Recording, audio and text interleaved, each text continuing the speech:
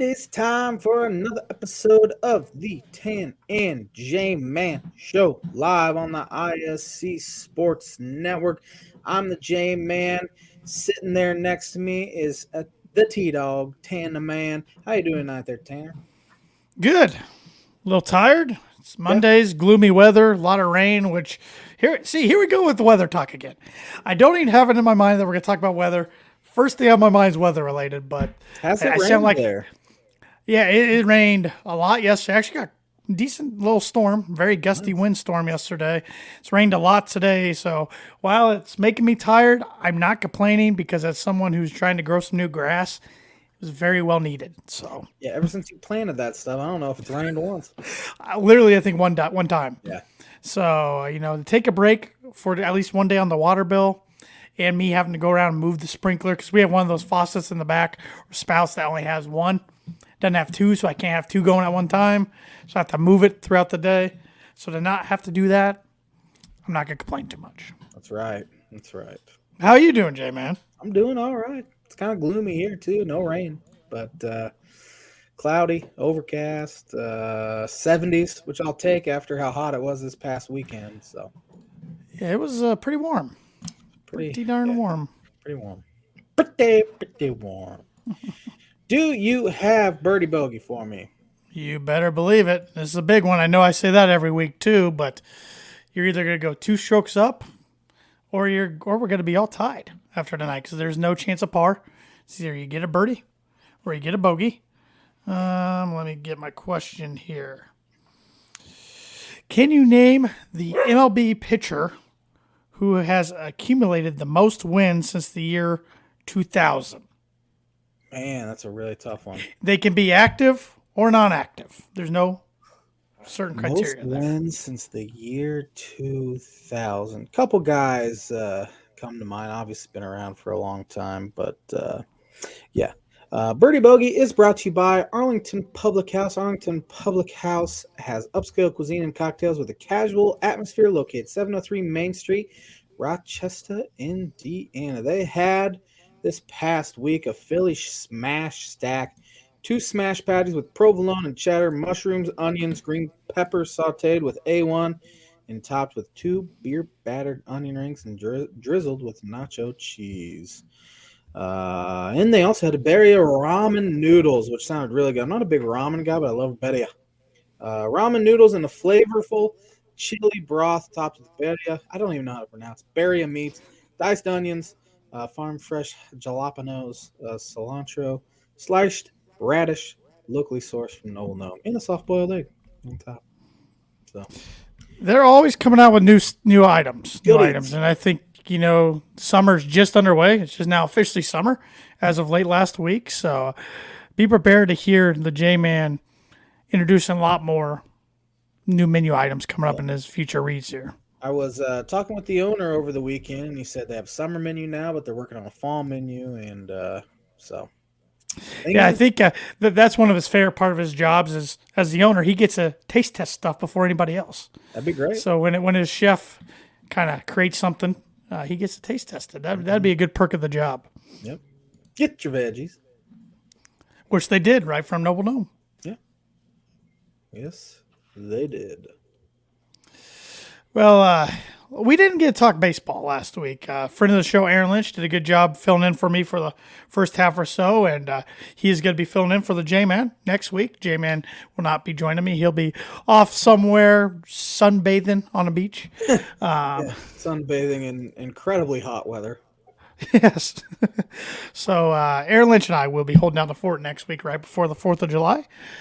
So with all that said, we didn't get to talk about the MLB last week. So J-Man, why don't we start off tonight by talking some baseball?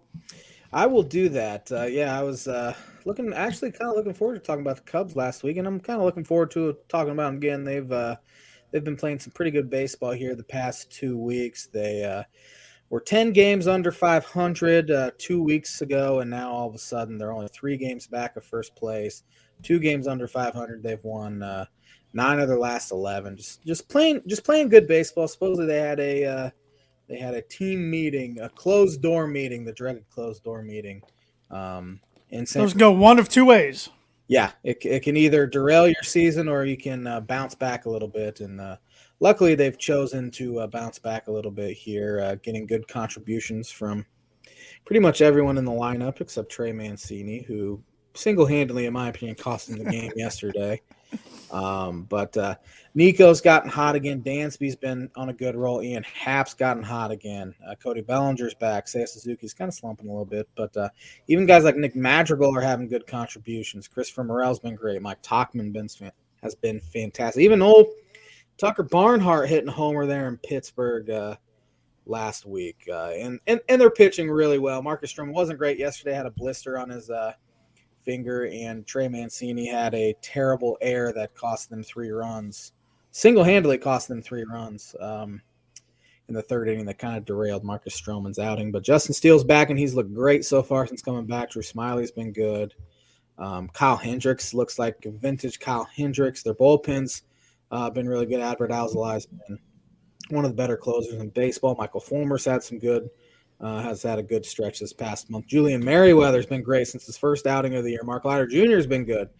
So they are starting to kind of put it together a little bit. I know the schedule's been a little weak, which significantly helps. They got to play Pittsburgh for 6, and they swept them. They're 6-0 against them. But like 2 weeks ago, we were just talking about Pittsburgh winning the division. Yeah. Leading the division. Leading the division. Yeah. They find themselves in 4th place now, and since saw the stat, it was last week, so they've played a few games since then. But since their 20-8 start, they were 14-32. So they have been the worst team outside of Oakland in baseball here since the first 28 games or so. And they find themselves 7 games under 500, 5.5 out. But the Cincinnati Reds are streaking. They won 12 in a row, and they've lost the last 2, but they're now leading the division at 41-37. Brewers are right behind them, half game out. Once again, both Central divisions are terrible. The Twins are winning the AL Central at 40-39. Cleveland's right behind them. Then it's Detroit. Then you have the White Sox, 11 games under 500, and they're only 6 games out.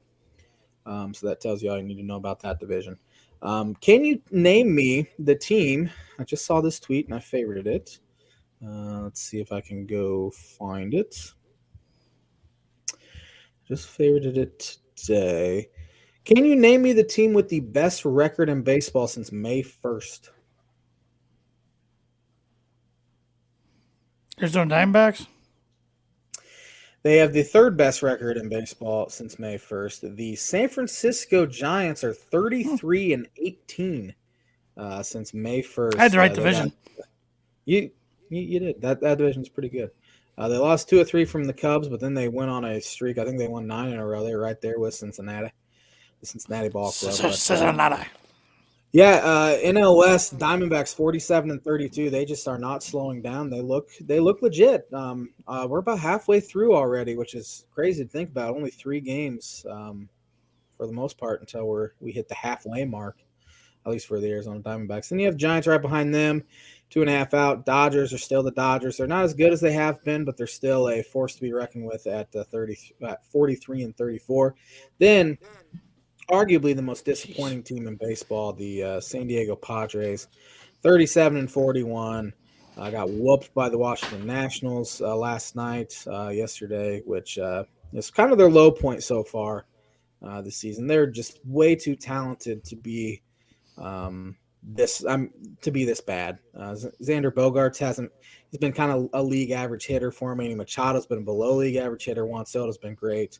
Fernando Tatis Jr. has been great. But other than that, this great lineup they thought they had has been very underperforming. And the crazy thing is they are leading the National League in ERA. So they have one of the better pitching staffs in baseball so far. Their rotation's just been okay, but the bullpen's been fantastic. So it's kind of confounding why they aren't scoring runs because they are 11th in the National League in runs scored with all these big names.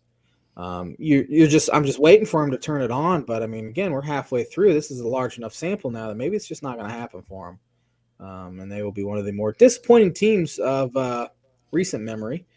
But then you have the NL East. The Atlanta Braves in June are slugging as a team over 500, which is just absurd. They have the 2nd best record in baseball since May 1st. They're 32-18.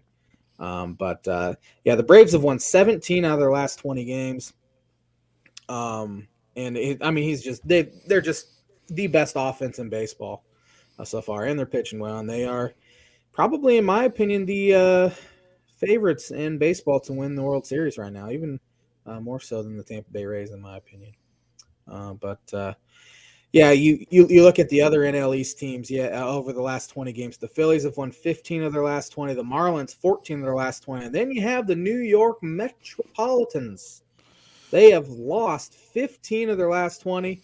It's getting to the point where Buck Showalter might get the axe here soon. They're 15 games behind the Atlanta Braves already.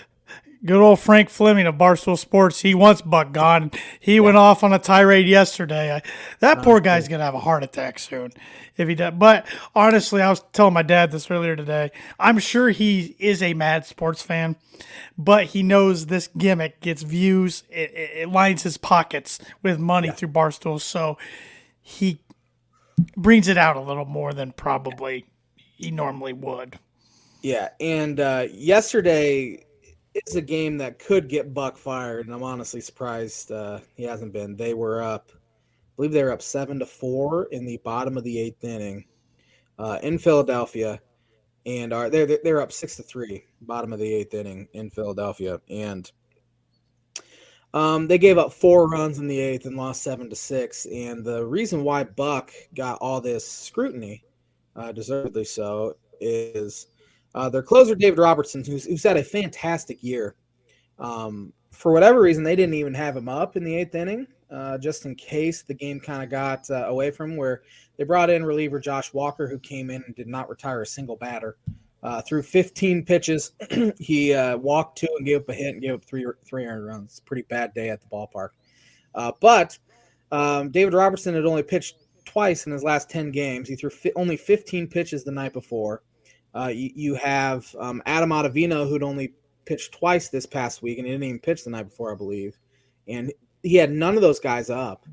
And he let Josh Walker kind of let it get away from him. And then he put David Robertson up in the bullpen to warm up after the Mets had already lost the lead. So it was not very proactive on Buck's part in a huge game. They needed to win that thing because they're 7 games under 500 now.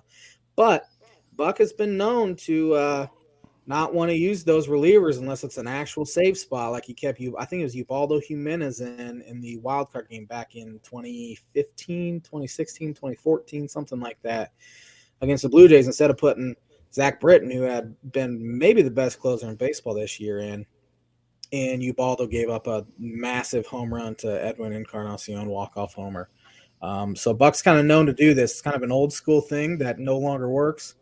And that team was supposed to be pretty good coming in, and they have been right there with the Padres as one of the most disappointing teams. Pete Alonso's hitting homers, but below league average on base percentage, only hitting 226. Francisco Lindor hitting 221, below league average on base percentage 306. Brandon Nimmo's been probably their best hitter so far, in my opinion. Jeff McNeil's having a really bad year. And then you look at their pitching staff, which was supposed to be great. They're 12th in the National League in ERA. Max Scherzer's ERA is near 4. Justin Verlander's ERA is over 4. So they went out and signed these old dudes: Scherzer 38, Verlander 40, Carlos Carrasco 36, and the returns have not been great for them. So it's been pretty entertaining to watch for two people that don't like the Mets very much. It's been kind of fun to watch the implosion of the Mets. And since May 1st, they are 20-30, so they're tied for the 4th worst record in baseball. The Pirates are 15-33, Royals 15-34, Oakland A's 14-37. It's been it's been pretty ugly there in New York. It's been fantastic to watch. They're my least It's been favorite team awesome. in baseball. Yeah. For years and years and years is the Red Sox. It's kind of changed the last 2 years for me for whatever reason. It's the Mets. I Yeah. don't know if I just enjoy watching their fan base just be in misery or what, but it's the Mets. I cannot stand the Mets. I don't really like any of the New York teams, to be Sure, completely honest. Sure. And Not many people. Well, a lot of people do, but yeah. outside of New York, a lot of people don't. If that makes sense. So Speaking of the New York Yankees, this month the Yankees are hitting 195 as a team.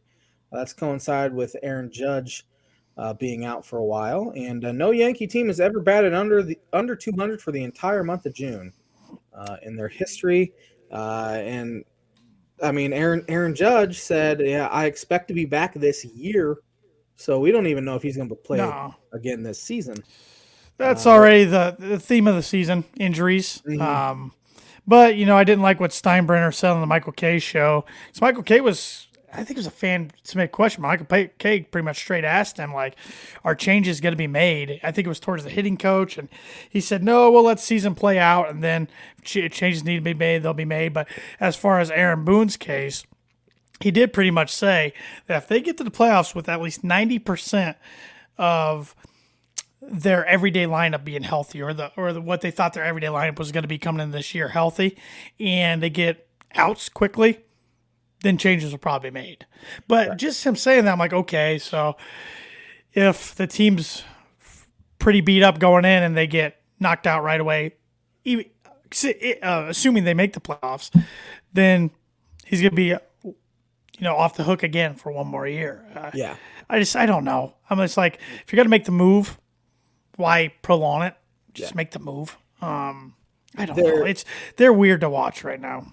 I haven't watched them too much, to be honest. They're still 8 games over 500, 9.5 games out of the division. They still have that top wild card spot, of course, halfway through the year. I don't even start looking at the wild card yet. Right. But outside of the first month, Rizzo's been pretty bad. Harrison Bader is one of the only players in their starting lineup that has been an above average hitter so far, and he's only played 32 games. DJ LeMahieu, that contract's looking bad now. He's about washed. The rookies Volpe and Oswaldo Cabrera have been terrible offensively, getting no production from their catching spots. I mean, Giancarlo Stanton stubs his toe and he's out 6 months, and he's the Anthony Davis of baseball. He is, and he's been bad when he's been in so far this year. Josh Donaldson has 8 hits this year. 6 of them have been homers, but he's hitting a 125, so he's looking washed. It's pretty much has been good.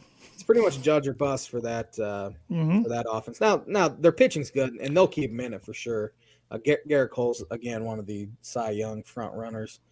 Their bullpen's fantastic. They definitely need another starter because their rotation's not been great, but they're still a talented enough team. But they need Judge back, and it's probably gonna be another month at least. If he's saying he's gonna be back this year, he's not even saying soon.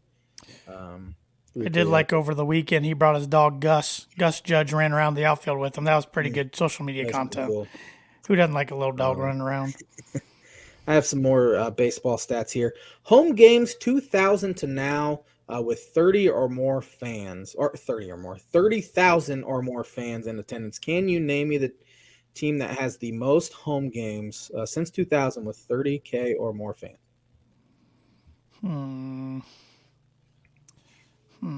This is going to be a really weird guess because the team's not good. But I know people attend their games because it's a beautiful park and something to do. Is it the Colorado Rockies?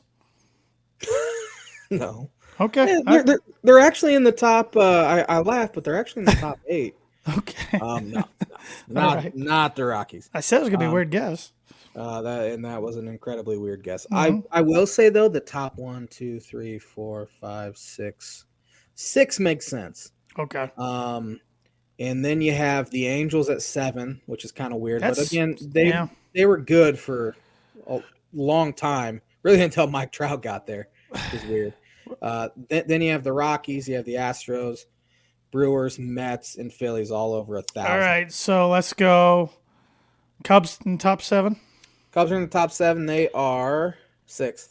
Okay. The Yankees in top 7. They're number 1. Okay, well, all right. Big stadium, I guess. God, why can't I? St. Louis? St. Louis is 3rd. They're 9 behind the Yankees. Okay. Boston? Boston's 2nd. I want to say the Dodgers, but I feel like they don't get great attendance. The LA Dodgers are fourth. Okay. That's a massive stadium too. It holds almost 60K. So I need what? How many more do I need for the top? I need 5 and 6. You need one more for top six because Cubs were sixth. Atlanta. No, Atlanta doesn't even have over 1,000. Oh wow. I don't know. San Francisco Giants, Ah, which they had that string of so many sellouts in a row. Since 2000, the Tampa Bay Rays have only had 113 home games where they've had 30 or more thousand fans. Marlins 121 times, Royals 290 times, A's 338, White Sox only 489 times. They're seventh and you worst. know what's crazy about that? Every team you just listed, except the A's, have won the World Series since then. Jeez. Oh no, got to the World. At least got to a World Series. At least Excuse me. got there. Got to the World. Yeah, not the Rays didn't win it. Got to the World Series. Besides the Pirates. Oh, I didn't hear him on that list. Sorry. Yeah, Pirates have had the fifth least amount of times. Okay, I didn't Then hear you him have on the that list. Guardians, White Sox, Reds, Nationals, Blue Jays, Twins, Diamondbacks, Orioles. But I thought that was a pretty interesting list. Let's see, what else did I favorite? Oh yeah, I want to talk about Luis Arraez really quick with the Miami Marlins. He's in his bid for hitting 400 this year, which is crazy. I mean, he has played 73 games. He's hitting 399. He's only struck out 15 times so far in 308 plate appearances. Only 19 extra base hits. He's not a guy that's ever going to be an extra base hit guy. I've actually heard people call him a bad hitter because he doesn't hit for more power, which is just absurd. He's got some Tony Gwynn to his game that we haven't seen since Tony Gwynn. Just spraying line drives everywhere. I'm rooting for it. It's gonna be real tough, and he'll slow down. It's not gonna happen. But when Ted Williams hit 406 in 1941, he faced 74 pitchers all season. Luis Arraez has already faced twice as many. He's faced 148 pitchers in just 79 games, which makes it significantly more tougher on him than it would Ted Williams. And again, Ted Williams wasn't facing upper 90s all the time either. But then I got a Derek Lee stat because Cubs fans, for sure, and especially me, remember how good Derek Lee was in 2005. Well, through 73 games in 2005, Derek Lee was hitting 391 with a 469 on base and a 726 slugging percentage. That's arguably the best hitter we've seen through 73 games since maybe not since Ted Williams, but definitely this century. So it just shows how incredible D-Lee was that year. He's one of my favorite Cubs of all time, so I had to give him a little shout out there. But let's see what else that favorite. This has become a segment where we talk baseball, but it's mainly what is Josh favorited on Twitter this week. Saturday was the league's most well-attended Saturday in 8 years. The average crowd size was 37,995, and 8 games had crowds of 40K or more. I think it's just the games. It's got to be pace of play, right? Gotta be. Games are quicker, more action. Fans are loving it. So, how are ticket prices in the MLB compared to other sports right now? Do you know? Have they increased or they stayed about the same? I think they've stayed about the same. Besides Wrigley, the Ricketts save their money, yet they raise prices for concessions and seats and all of that. Mm-hmm. So I honestly haven't looked around to see what ticket prices are. And obviously when teams get good, like the Reds in this huge stretch, people have started coming to their games, so tickets are going to be more expensive. They had their highest attended non-opening day Tuesday night game in 10 years, the Reds did. So Reds fans are buying in. Good for that. The regression's going to hit hard, and it is going to make me smile so hard. Well, there's two things I want to hit on right here. You're talking about the Reds a lot. Can you confirm that the Reds are in your top 3 least favorite MLB teams? Can you confirm that for me? They're in the top 2. Top 2? Yeah. Is it rotating between them and the Cardinals? I find myself rooting for the Cardinals these days. Boy. Mainly because the Cardinals are trash. But again, I think the Cardinals are still the scariest team in the NL Central. 13 games under 500. I just don't know if it's ever going to come together. But So would a third, the White Sox, then be kind of a distant third from those two? Or do they even crack your top three? I wouldn't say they crack my top three. I mean, Okay. it's probably the Brewers, Reds, Pirates, Cardinals. To be honest, The division. the Yeah. division. That makes sense. That makes sense. But I kind of wanted to talk about the Reds a little bit because you brought up, fans are coming in attendance, and we were around some Reds fans over the weekend, and you can tell they're excited. They got some energy. They are. L.A. De La Cruz is leading this energy of Cincinnati Reds fans because we both know quite a few Reds fans, whether it's just in person or on social media. And you were saying over the weekend, it kind of reminds you of when Cub fans started buying in with Baez and Rizzo and Brian Contreras and It all was those guys. the owner of Arlington Public House that said, it kind of reminds me a little bit of the 2015 Cubs when Bryant and Baez and Soler and Schwarber and those guys were coming up, and we got excited. So they're getting excited, and it kind of put it into perspective a little bit. I mean, Ellie De La Cruz hitting for the cycle on Friday. Right. He has rejuvenated that fan base and baseball. I mean, he's arguably a top 3 or 4, maybe the most exciting player in baseball to watch right now. I haven't watched him once because I try to stay away from the And Reds. it seems like he's got a good head on his shoulders because I remember like the last time we saw this back 13, 14 years ago, Yasiel Puig kind of took baseball by storm, and then he snapped fingers, was pretty much done. But the Reds, I will say they have become interesting. That's the highest compliment I can give them. For the first time since probably 2013, 12, 14, something like that. It's interesting as a sports city since Cincinnati. Joe Burrow just did that with the Bengals the last 4 or 5 years, So now they got another young, exciting athlete on their baseball team. So really interesting. Yep. So I'd like to say I'm happy for Reds fans, but in all reality, I'm not. They should be around for a while. I just don't think their pitching's good enough to win this one. Now, if they stay in it and they go trade for starting pitching, things can continue to progress. But they're probably a year away from being legit. But again, the Central's bad enough where you can win it this year too. So you have really all 5 teams are still very much in contention. I even throw the Cardinals in there at 8.5 out. The Pirates aren't. The Pirates are 5.5 out. They're close enough where you can call them in contention, but the roster's bad. They're playing bad baseball. I just don't see it. Good for the Reds. I can see the pain on your face trying to even get it out of your mouth there. Yeah, so that's the only nice thing I'm going to say about them this year. That's fair. Yeah. That's fair. Any more news or notes around the baseball world? Looking through my liked tweets on Facebook. I don't think so. I think I'm good. You mean your liked tweets on Twitter? Yep. You said like tweets on Facebook. Facebook, yeah. So maybe there's a way you can look at your Twitter through Facebook now. I don't know. That'd be pretty cool. News to me, but hey. You never know with Zuckerberg and Musk. They want to fight. I got a lot of Zuckerberg in me. They want to fight each other. So rich people are weird. Well said. I wish I was one, but they're weird.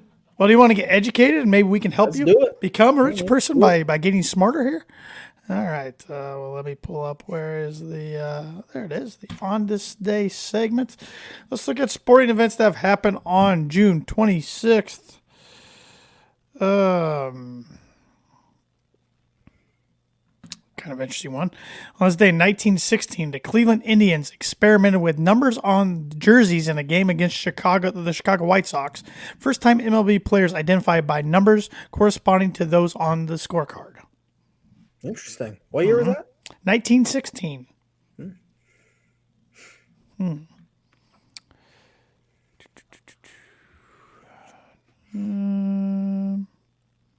On this day, 1954, a guy named Jim Peters ran a marathon in 2 hours, 17 minutes, and 39.4 seconds.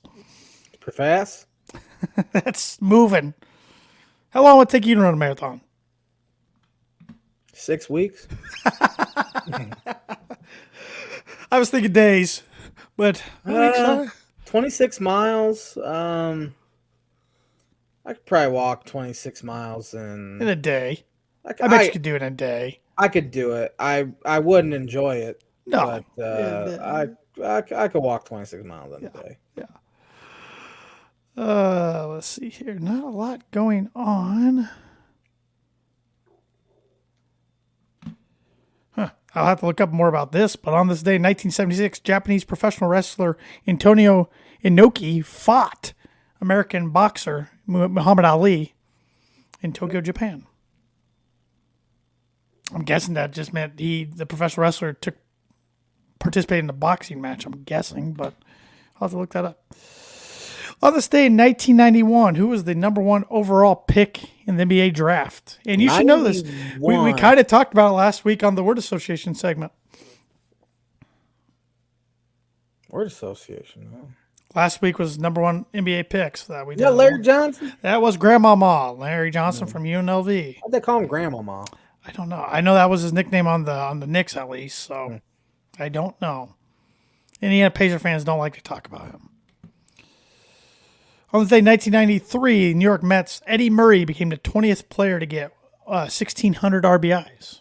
Eddie Murray played in about 5 decades. It felt like because he retired when we were young. But on this day, in 1994, Kirby Puckett passed Rod Carew with 2,088 hits as the Minnesota Twins' top hit leader. He's a good one. Died too young. Who was the number one overall NBA draft pick on this day in 1996? 9-6. Was that Marcus Camby? It was not Camby. Good guess, though. It was Georgetown Hoya Helen Iverson. Allison Iverson. Yeah. Who was the number one overall NBA draft pick on this day in 2002? 2002. LeBron was 03. Which that was my next one, so I'll cross that off my list. 2002. Will the team give it away? Oh, is that Kwame Brown? He was 01. Ah, shoot. I don't know. Yao Ming. Shanghai Shark Center. Yao Ming. All right. How about on this day in 2008? Who was the number one overall NBA draft pick? 2008. That was D Rose, wasn't it? That was Derrick Rose, who the New York Knicks declined his option, his 15-point-something million option. Sounds like there could be a reunion in the works there in Chi-Town. Why not? Last stop probably of his career. Yeah. So, how about on this day in 2014, who was the number one overall NBA draft pick? Anthony Bennett was 13. No, was he? Yeah. 14 was Karl Anthony Towns. Andrew Wiggins. 15. Ignoramus. Andrew Wiggins by the Cleveland Cavaliers. On this day in 2015, who was the number one overall NHL draft pick? 2015, the only guy I can think of is because it's a guy I've heard of. Is that Nathan McKinnon? It was not. Good guess, though. This was a few years prior to him. This is one of the better players in the league. That's why I threw it out there. Connor McDavid by the Edmonton Oilers. And on this day last year, the Colorado Avalanche beat the two-time defending Stanley Cup champs Tampa Bay Lightning 2-1 for a 4-2 series win, giving the Avalanche their third championship in franchise history. Don't care. Just wanted to see what you would say about that. Also on this day, Anthony Rizzo made his Cubs debut 11 years ago. Really? 2012. In that span, he played 1,300 games, had 1,311 hits, 242 homers, 4 Gold Gloves, and of course, he won a World Series. So, Tony Rizzo, the guy that should have been there forever. He was the captain, should have been there forever. Their production at first base since they traded him away has been garbage. So, old Jed got what he deserved. I've been enjoying watching him play a little bit, but never did get my jersey that I wanted to. I chose the wrong one. I got a Chris Bryant Rocky one. That one's been worthless. Should have got the Rizzo Yankee one. Yeah. The good thing about the Yankee one is they don't have the names on the back, so I can just pretend it's some other 44. A jersey would. That's what I was saying. Not jersey. Jersey. Jersey would do it? Yeah. With the name. Yeah, I don't get baseball jerseys. Not anymore. Last nice one I had somehow got a hole in the sleeve, and I'm like, nope, not getting any more. You've So been smoking those cigarettes. And no, somehow I got a cigarette hole on it. Looks like I still to this day have no idea. Back in did you wear it 2010, to like a bonfire or something? And I was pretty careful where I wore that. So yeah, I was I with don't you know. in the I just mullet. remember taking it out of my closet freshman year of college. I'm like, what the heck is this? Who Yeah. knows? Mystery to this day. Still have it. Still have it though. Still have it though. And that is the On This Day segment, which is brought to you by, like it is every week on the Tan and J Man Show podcast, Mooney Woodcrafts. Mooney Woodcrafts is a veteran-owned and operated woodcraft shop based out of North Carolina with Indiana grassroots. They provide 100% hand-cut custom designs to fit your needs, and their pieces are a great addition to any home, office, or man cave. You can see some of their recently completed projects on Instagram and Facebook just by visiting one of those social media sites and typing in Moody Woodcrafts. Their handle's at Moody Woodcrafts. And if you let them know the Tan and J Man Show sent you, you get 15% off your order. So take advantage of that. Get a sign for a loved one, a big sports fan in your family, big sports friend, whatever the case may be. It doesn't even have to be sports related. It can be military related, whatever. Thad does a great job. He makes signs for any occasion, any theme.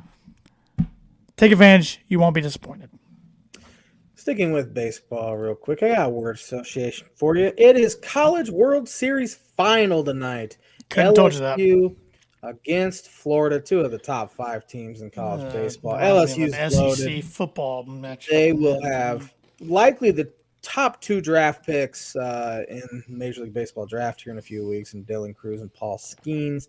Florida has a guy they're comparing to the next Shohei Ohtani. He's a two-way guy that's just unbelievable. Both Jack Caglione or something like that.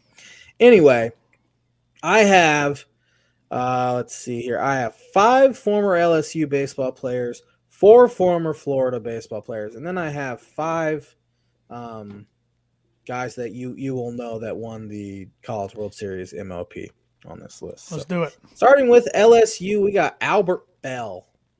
Oh, man. That's a name I haven't heard of in a while.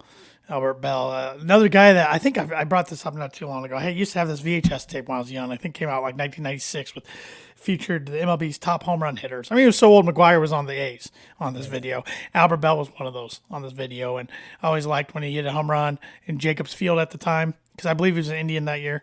They would dong a bell, so pull a bell. So yeah, he was jacked. Yeah, he was the guy you did not want to mess with. Yeah. They want him charging the mound. Yeah. DJ LeMahieu. Great player for the Colorado Rockies. His game was suited for. It was, and then he got paid by the Yankees, and now, as you mentioned earlier in the podcast, he's kind of becoming washed in his career. So, the first trade that Theo Epstein made in his tenure was trading DJ LeMahieu and Tyler Colvin to the Rockies for Ian Stewart and Casey Weathers. So it did not go very well for Theo. Got a little better from there. In that one, his next trade was trading Andrew Cashner for Anthony Rizzo. So it kind of evened it out a little bit. There you go. The third guy from LSU here, Brian Wilson. He was a crazy nut. Yeah, he was a character. Must watch for a few years for the San Francisco Giants. Whatever happened to him? No idea. After that run, I mean, did he play for anybody after San Francisco, or did he just? He was a Dodger, which was weird. Okay. It didn't go very well for him there, but I just remember one time in a post-game interview, he's like, "I want to rage," and he looks at the camera. For real, I'll just never forget that. I'm like, "Well, you are a lunatic." Yeah, he was an odd guy. Yeah. I've had this guy on this list before, but he's about the only other LSU guy I could think of that I know you would know. So Alex Bregman. Good player. One of the many Dodgers that became good, I don't know, past decade almost, I should say. Luckily, a lot of them have moved on from LA, but I couldn't told you he went. Oh, Houston, yeah. I couldn't told you he went to LSU, though. Mm-hmm. Yeah, he was number 2 overall pick out of there. He was a very good player there, obviously. Now a little shout out to our good friend Cameron Screeton with Mike Fontenot. Yeah, our buddy Cameron Screen liked him. That's about all I got. I know some people who had cup shirts of him. That's about all I got. 5'8", left-handed hitting second baseman. That was our friend Cameron Screeten, which is why I like him. Corey Patterson's still number one in Cameron's heart, though. So For let's be sure. honest. Always will be. Moving on to Florida here, Pete Alonso. Polar Bear Pete. He's even as a Yankee fan, he's fun to watch as a Met. Puts on shows and home run derbies. He is the face of the Mets now. It was David Wright for many years, but now it is Pete Alonso. But they needed him to start playing a little better. They need the whole team to play better. Pete Alonso is my least favorite non-NL Central player. It's not even close. Why? There's something about him. Something about him. The way he takes the home run derby so seriously. Other guys are out there laughing, having fun. He's in there taking swings in the cage. Just that's his World Series and just his mannerisms. I don't think his teammates like him that much. I know other people around baseball don't, but I especially don't. But another Florida guy here, David Eckstein. And Anaheim Angel was on that. St. Louis Cardinal. No, he's an Angel. Was he Angel? Yeah, he was the 02. Yeah, I was gonna say 02, but then I thought he was a Cardinal after that. Why did I think that? Who am I getting confused with? He was. Okay. You got the right guy. All right. All right.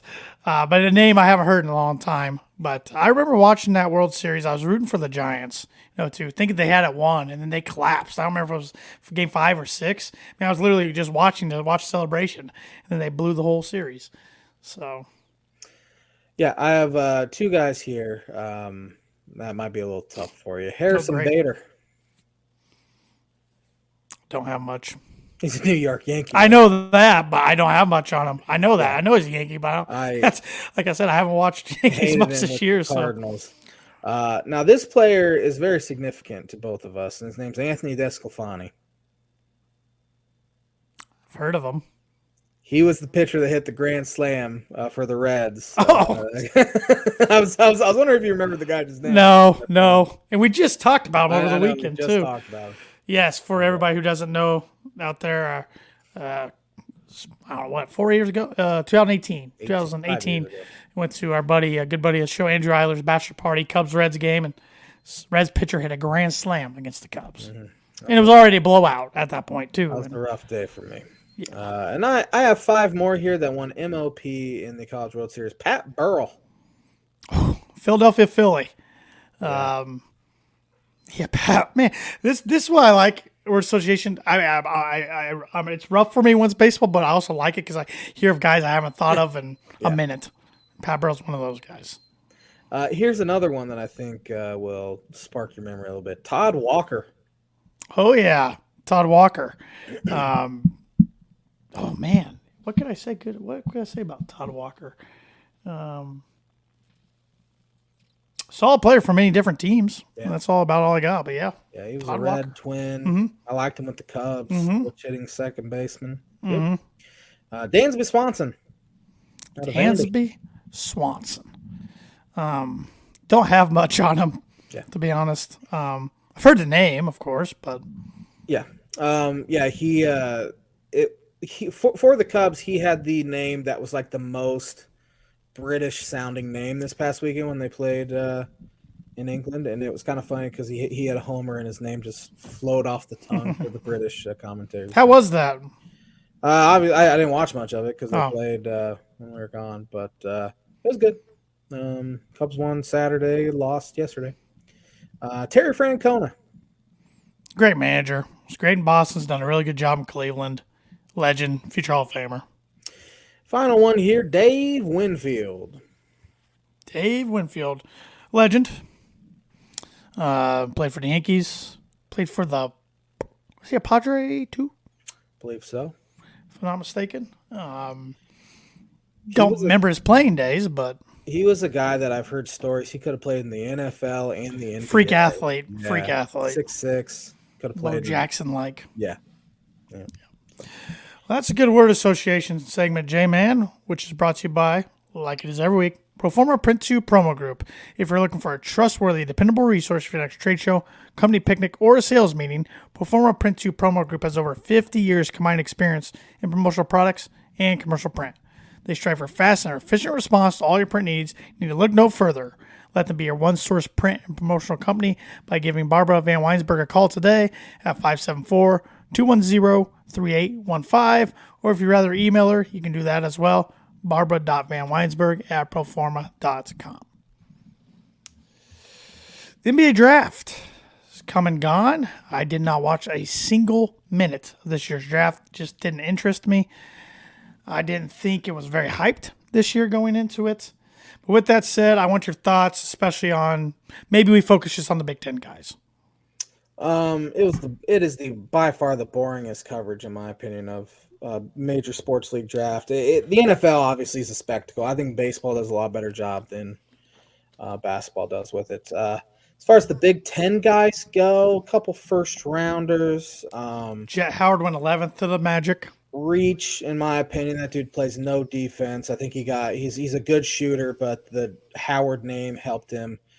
Kobe Buffkin, whatever his name is. Buffkin went 15th to the Hawks. Going top 15. Two Michigan guys, top 15. They didn't make the tournament. They had two top 15 picks and Hunter Dickinson and missed the NCAA tournament. Mm-hmm. Buffkin, he's a decent shooter, pretty good athlete, super skinny. I think he'll fizzle out in the NBA. I don't understand how he went that high, to be honest. Jalen Hood-Schifino from Indiana went off the board next for the Big Ten players at 17 to the Lakers. I think it's a good fit for him personally. Fantastic. In my opinion, he should have been the first Big Ten player off the board. Obviously, he was one and done guy, but he was fantastic in 2 games against Purdue and 2 games against Illinois. And he was good in the NCAA tournament too outside. No, they weren't really. Any of them were good against Miami. But, yeah, he 6'5", guy who can play the point. Yeah. Good mid-range game, what you need at the next level. Then Chris Murray from Iowa was next, 23 to the Blazers. Yeah, the twins, Keegan and Chris, now both in the NBA, both first-round picks. Both in the West Coast. Chris was a good player, but Keegan was definitely the better player at Iowa. And I think he's a better fit in the NBA. Obviously, he's already had a rookie season under his belt, but yeah. Utah Jazz took Bryce Sensabaugh, 28 from Ohio State. He's a first rounder, huh? Yep. He's a big dude. Like, he is very physical. 6'7", I think, 230. Good shoot. The dude's wired to get buckets. Holtman, I know, had a real tough time playing him because his defense was so bad, and I don't think he's a great athlete either. So it'll be interesting to see his fit in the NBA. The Indiana Pacers drafted Penn State's Jalen Pickett at 32, but traded it to the reigning NBA champion Denver Nuggets. Man, Brad Underwood he still sees him, I'm sure, in his nightmares. Every Big Ten coach will. He was a nightmare to play against. Epitome of Illinois killer. Let's see. After him, another Penn State guy at 46. The Hawks took Seth Lundy. So Hawks loving themselves in Big Ten. Drafted, huh? 46th. Man, he is long and athletic, and he can shoot. I mean, the NBA looks for traits for some of these guys, and he has some NBA traits. And then lastly, drafted by the Wizards at 57, but traded to the Warriors, Indiana's Trace Jackson Davis. And he tweeted that everybody was going to regret passing on him. Yeah, I think it's a good fit for him personally. I mean, you can go to a winning franchise right away. Athletic, good passer for his size, shot blocker. He needed to develop some sort of outside shooting game that will limit his ceiling in the NBA. But I think he sticks around for a little while. Interesting thing, there was only 58 draft picks instead of 60 this year's NBA draft because the Sixers and the Bulls each forfeited a second-round pick due to violating rules governing free agent discussions. I didn't know that. So. Didn't help the Bulls land any good free agents, so... So, yep, there you go. Those are all the Big Ten guys taken. There wasn't too many surprises I didn't think elsewhere around the draft. A lot of the projected top 10 win the top 10. Yeah. So. It is interesting, though, to see a G League guy and 2 overtime elite. Sure, in top 5. Overtime elite was kind of like just a highlight video company sort of deal that guys would play in this league and get highlights to send out, but they're turning into a legit operation. And there was 3 G League guys in second round too. So Second round makes more sense than having two in it the top does. five. And It does, three in the top absolutely. five, But essentially. still pretty interesting there. It's definitely a route players can go. I still think they should just open it up. If I was in control, I would open it up. You can jump out of high school, but if you go to college, NIL now. but if you go to college, you have to stay minimum 2 years. That would be my parameters on it. But they don't ask my opinion, Josh. Yeah. They don't ask my But opinion. I mean, football and baseball, that's it. Well, besides jump to the NFL, but baseball, I should say, you can draft out of the high school, but if you go to college, you got to stay 3 years unless you go JUCO. Then you can go 1 year and jump in. I was gonna get some golf talk in this week, but there's not a lot to talk about. My boy Ricky. I do have a Scotty Scheffler stat. I think it's the one I've seen. Yeah. It's been 245 days and 18 events, and Scotty Scheffler finished outside the top 12. Yeah, it's every event since October, I believe, or something dumb like that. And it's been 2 months since he finished outside the top 5. His average paycheck per tournament's like 1.3 million this year. That's absurd. Is he the best golfer in the world right now? Yeah, I mean, he doesn't always win, but yeah, he's always in contention. So that's I mean, he's solid. Consistent. And if he could putt a little better, he'd be racking up win after win. It's just his putting stinks more weeks than not. But my boy Ricky Fowler did not win the Travelers Championship. Didn't even finish in the top 10. A little disappointing round 4 yesterday, but he fired a personal best 60 round 3 on Saturday. So he's got 7 top 10s this year. Those round 4s seem to get him. Yeah, they have the last 2 weeks, but maybe this week's his week up at Detroit Country Club, Rocket Mortgage Classic. That is one of his big sponsors. Maybe this week is his week. I don't know. They don't have a real strong field. Max Homa, ranked number 9 in the world, is the only guy in top 10, inside top 10. Tony Finau's 14th, defending champion. Justin Thomas, 17th. Keegan Bradley, who just won, 18th. Colin Morikawa, 20th. But after that, you've probably really never heard of any of the other guys. So, and Ricky Fowler's 35th there, I should say. So maybe this is his week. Maybe not. We'll see. But trending in the right direction still. But instead of talking too much golf, I thought our last segment today would be a what if segment. Gave us both some homework and thought we could come up with 3 what ifs for our favorite sports team. And I also asked on social media, but it was late in the day. We haven't really heard much of a response. And asked our friends. A good friend of the show, Andrew Eiler, said his would be Aroldis Chapman given a chance to start for the Reds. He was trying to think outside the box, different than Kyle Orton's fumble or Robbie Hummel not going down. He also said had the 1994 baseball season been shortened, Griffey hits 62 homers. Had not been short, I should say. And he thinks if Johnny Cueto lasts more than 8 pitches in Game 1 of the 2012 NLDS, the Reds don't tax the bullpen and win the World Series. that was a good Reds team, I will say. But, so, what are your 3 what ifs for the Chicago Cubs? What if there is no rain delay in the Game 7? Because they were down in the dumps on themselves. So that's one of them. It's a good one. What if you said we did homework, but I did no homework? There's just one of them on here I thought would be an obvious one for you, in my opinion. Obviously, what if Steve Bartman never does that? But I try not to talk about Steve Bartman. I know you don't because you're a good guy. But what if Alex Gonzalez turns that double play? That's true. A lot of people forget about that. Or it would have been tied, maybe. I don't remember. Yeah. But that is definitely one. What if Mark Pryor is the greatest what if? That dude didn't throw a pitch after his 25th birthday. That's insane. That's just insane. He should have won Cy Young in 2003, but I think Eric Gagne won it or something. Closers don't win it anymore. But that's my 3. Mark Pryor. How Miami Dolphins 3? Dolphins. The obvious one is what happens if they or what if they would have chosen Drew Brees over. Dante Culpepper. But mine is what if they wouldn't have hired Nick Saban? You know, I don't even know who other candidates would have been at the time. I was too young to really follow that sort of stuff. But yeah, Saban was a disaster there. What if Ryan Tannehill doesn't tear his ACL in 2016? That team was rolling at that time. Matt Moore did a fine job filling in, but I think they would have had a better shot with Tannehill there in Pittsburgh. And then my final what if Tua never gets those concussions this year, because they were rolling with him. Comes back, they started playing good football too. Then he picked up another one against Green Bay, and then they had to start Skylar Thompson, and they beat the Bills in that wild card game of Tua plays. I mean, they dang near beat them with Thompson. So, yeah.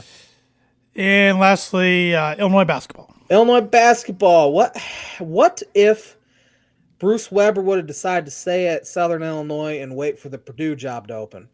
An obvious one is what if Bill Self stays, but I'm not even going to do that. But one candidate, if they wouldn't have hired Bruce Weber, was Dana Altman, and he could have been there for a long time. What if the 2021 Illinois team does not go all out to win the Big Ten tournament because they felt slighted for not winning the regular season because of the COVID rules? Because I think they put all their energy into winning that thing, and they just were not prepared for Loyola, which was kind of sad. And then the final one, what if Kendrick Nunn does not get kicked out of school? Because I think Gross would have that team's probably a top 7 or so seed in the NCAA tournament, and they end up missing the NCAA tournament. Gross gets fired. Gross would have easily gotten a contract extension had they made the tournament, and things could have looked significantly different going forward. I was surprised you didn't have anything about the 05 championship game in there. No, we've talked about that a bunch. Yeah, I know you have. It's mainly a lot of what ifs. Like, what if D. Will doesn't hit that 3? Then don't even look back on them as fondly. That's true. That's true. Yeah, That's true. Kind of okay where it's at. That's true. That's true. Which one do you want me to start off with out of my three? Boiler football. Boiler football. Well, I will take one that Andrew kind of didn't want to mention. What if Kyle Orton doesn't fumble? I mean, that team's out to a 5-0 lead or 5-0 start that year. They're ranked top 5. He's winning the Heisman at the time. The game's won if he takes a slide.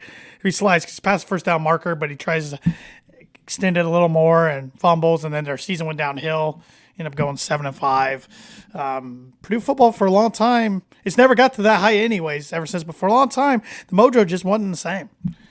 I would say Jeff Brom did help get the mojo back a little bit. Another what if for me is, honestly, it's a weird one, but what if 2012 Purdue hangs on and beats Ohio State? Ohio State team that went undefeated that year in the horseshoe.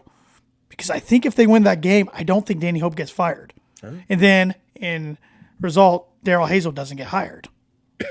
So Purdue football could be sitting different.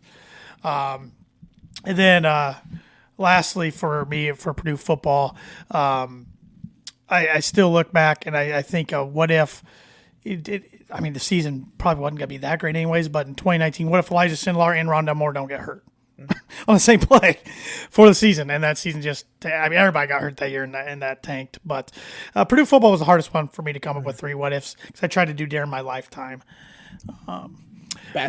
Purdue basketball, what if Robbie Hummel doesn't go down in 2010? That team was rolling at the time. It was going to be a 1 seed. It still made Sweet 16 without him. So that's always a what if for me. Big what if. You could do 2 in 1 game even. What if Ryan Klein makes the second of the 1-on-1, or his second free throw of the 2 in the Final Four, or Purdue gets the rebound on the missed free throw. They go to the Final Four, and who knows? They play Auburn, house money. Who knows? Maybe they're in the championship game. Yeah. And then lastly, what if they got past? It's just recently biased, but what if they got past Verily Dickinson this year? Yeah, absolutely. I mean, you'll just never know, because they were a 1 seed. So a lot of what ifs I could do there. And then Denver Bronco football. My 3 what ifs. One of what if the Flacco bomb doesn't happen in 2012. I think that was Peyton Manning's best team of his 4 Bronco teams. I think that team was ready to win the Super Bowl. And yeah, just crazy play happened, and then they lost in overtime.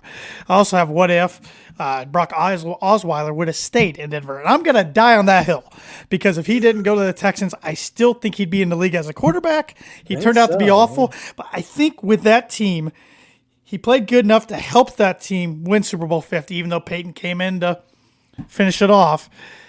With that defense still intact in 2016, he knew that offense. They still went 9-7 without him, but missed the playoffs with Trevor Siemian. I think they were good enough at least to get the playoffs that year, and then I still think he'd at least be in the league because he's still young, but he's retired now and a commentator. And my last what if is back in 2017. What if the Denver Broncos hired Kyle Shanahan instead of Vance Joseph? That's one I think about quite a bit. Because I wanted Kyle Shanahan really bad, and he's become great. Vance Joseph wasn't a good head coach, but now he's back in Denver as the defense coordinator this year. That's still weird to me. So it's very weird, but we'll see what happens. But I'm sure there's many more what ifs we could go down, but we've already ran out of time on the IC Sports Network. But for everybody watching on Facebook and listening on your favorite podcast platform, we'll finish it off with the Birdie or Bogey question for the week, which was, let me get it up here. Name the MLB pitcher who has accumulated the most wins since the year 2000. Verlander. Justin Verlander is a great guess, but he's second with 246. This guy had 251. Oh, 51. I have no idea. CC Sabathia. Oh man, that was a really good question. We are tied, my friend. Yeah, just 2 weeks ago you were 3 strokes behind. Thanks for watching the Tan and J-Man show. Aaron Lynch will fill in for me next Monday. Have a fantastic week, everybody. Have a safe 4th of... Oh, I'll say it next week. Never mind.